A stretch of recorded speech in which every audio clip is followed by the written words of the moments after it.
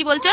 ফোনেতে যে আল্লাহর দুয়াটা দেখায়, ওই আল্লাহর দুয়াটা সবাই পড়ছে ফোনে দেখে দেখে। তোরাও শিখে গেছিস? হ্যাঁ, আমরা শিখে গেছি। তা আমরা পড়বো না আল্লাহর দুয়াটা?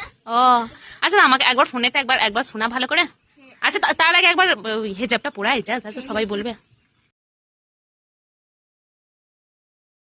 ইয়া ইবাদিয়াল্লাযীনা আমানু ইন্নার জিওয়াসিয়া ফাইয়া ফাবুদুন কুল্লু নাফসিন যায়িকাতুল মাউত কুল্লু নাফসিন যায়িকাতুল মাউতি।